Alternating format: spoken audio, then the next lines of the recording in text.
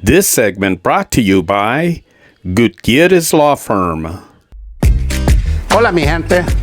I'm attorney Francisco Gutierrez and a proud sponsor of Arizona Vario Stories. I grew up in the Anat Vario, and I've been practicing law now since 1984. Experience really does matter. If you've been injured by someone, call me. Let's talk.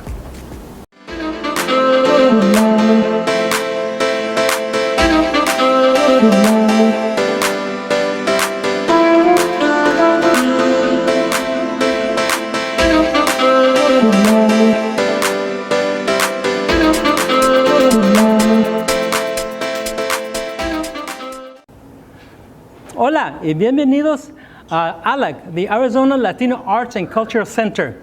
I am Roman Reyes, and I am here with this program that is called El Arte que nos impulsa, that is art that drives us and inspires us. We have an excellent guest today. My name is Lucretia Torva, and I've been living in Phoenix for about 20 years, being involved in the arts. I grew up in Europe, though. My dad was stationed there with Caterpillar Tractor Company, so I got exposed to some of the best art in Europe, and it just really influenced my interest in inspiring other people through my art. Well, you know, that's really fantastic. Like, you know, I was at the Louvre, and it took me 2 days to see the whole thing, so I can see where you're coming from. So some of your work that I've seen that you do is, I've seen some murals that you have done in town. I've seen some of your paintings, and you also helped us in the callejon here in the alley, which was really fantastic. Tell us a little bit about some of your work here. This is really fantastic. It's indigenous. We're standing next to an example of one of my portraits as part of a series. And it's a series about women all over the world who make a difference through compassion, you know, and they're working from their heart. So the series is called the Compass Collection. Right. This particular woman is a Honduran woman, an indigenous woman, the Lenca indigenous group, and she's an environmentalist. And the reason I chose her was I also have family in Honduras, and so I feel very attached to the country. Wow. But she was murdered for her work. Oh my goodness. So she worked tirelessly to protect the environment. Her name is Berta Caceres, and she's just a really inspiring person that we need more people to be like that, Right, to right. care deeply enough to put themselves at risk. Wow. And I wanted to picture her as being the sweetest possible person you could imagine, because she was murdered in a violent way. Oh my goodness. And these portraits are really big and they're really colorful because these people mean so much. Now, I really liked what you've done with it. I like your composition. I like the way it looks. Tell me a little bit about why you went with the color red.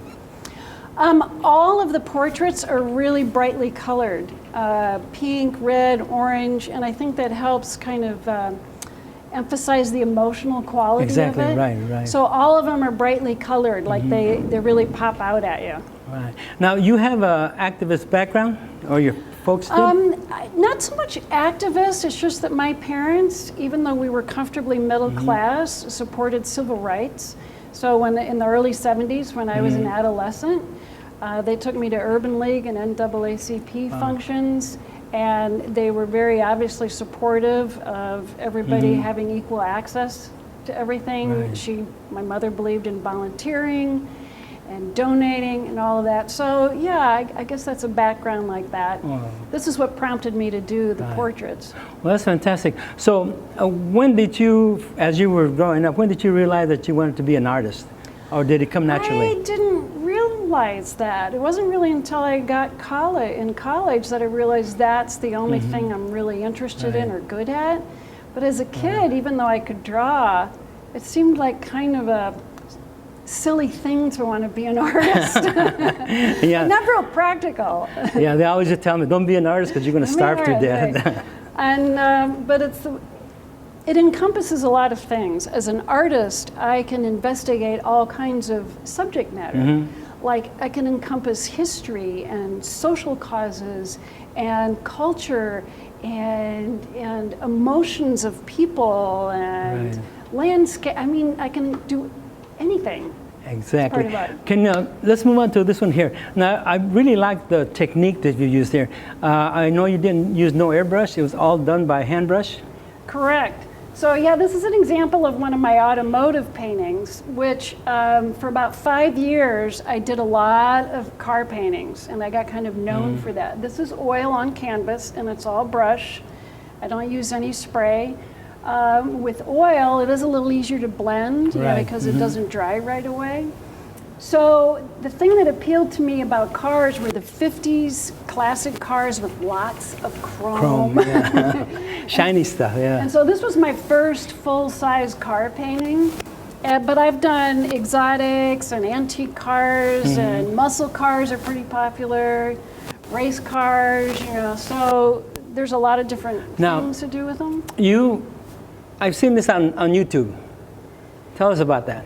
Oh yeah, I did have a time lapse on video done of this, of me painting it and watching it grow. Yeah, right. so it's about 8 or 10 minutes on YouTube, and it's kind of instructional. I talk a little bit about layering and how I do, gridding it Yeah, I out. like the way that you start with the background and then build on top of it so you can keep your crisp lines and so forth. Now, that's fantastic.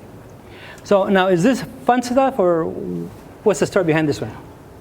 I kind of got tired of doing cars. I can't do one thing for real long, but I love shiny stuff.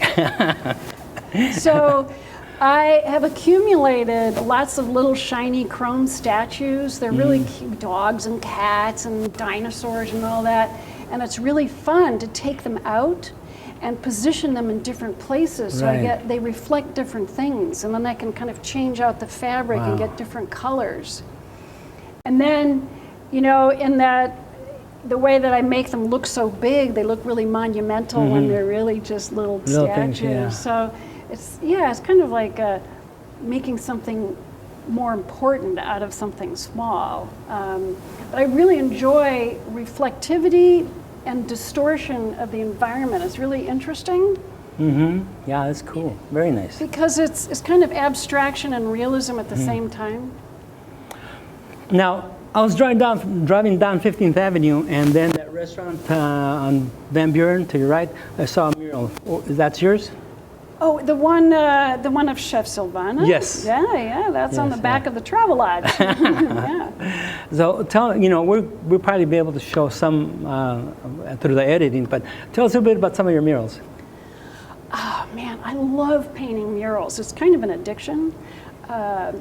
But the one of Chef Silvana, I think, is just a really great summation of the stuff that I can do to support the community, to do a portrait of somebody that's really important and show what an important person that is, and show the emotional impact she has on our community and people. Oh, yes, definitely. So I like to be able to put realism, color, design, detail, differences in texture, all of that into one composition. Well, fantastic. Well, I think we're near the end here. Once again, this is ALEC, the Latino Arts and Cultural Center in downtown Phoenix, and we invite all of you to see our shows. Once again, this is El Arte que nos impulsa. Roman Reyes with you here, and I'll see you next time. Thank you very much.